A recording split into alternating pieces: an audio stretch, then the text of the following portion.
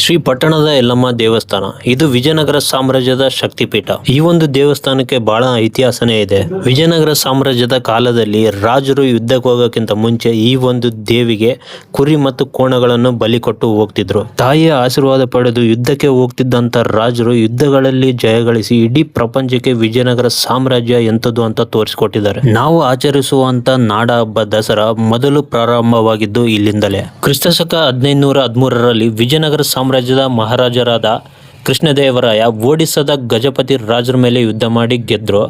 ಈ ವಿಜಯದ ನಂತರ ವಿಜಯನಗರದಲ್ಲಿ ದೊಡ್ಡ ಹಬ್ಬವಾಗಿ ದಸರಾವನ್ನು ಆಚರಿಸಲು ಪ್ರಾರಂಭ ಮಾಡಿದರು. ದಸರಾ ಸಮಯದಲ್ಲಿ ರಾಜರು ಅಂಬಾರಿ, ಆನೆಗಳು, ಕುದುರೆಗಳು ಮತ್ತು ಸೈನ್ಯದೊಂದಿಗೆ ದೊಡ್ಡ ಮೆರವಣಿಗೆ ನಡೆಸುತ್ತಿದ್ರು.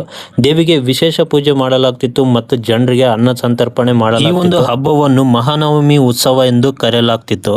ಇವತ್ತು ನಾವೇನು ನೋಡ್ತಿದ್ದೀವಿ ಮಹಾನವಮಿ ದಿಬ್ಬ ಅಂತ, ಆ ಒಂದು ಸ್ಥಳದಲ್ಲಿ ಈ ಒಂದು ದಸರಾ ಹಬ್ಬ ಆಚರಣೆ ಮಾಡ್ತೀವಿ. ಈ ಸಂಪ್ರದಾಯವು ಮುಂದಿನ ಕಾಲದಲ್ಲಿ ದಕ್ಷಿಣ ಭಾರತದ ಹಲವು ಭಾಗಗಳಿಗೆ ಹರಡಿತು.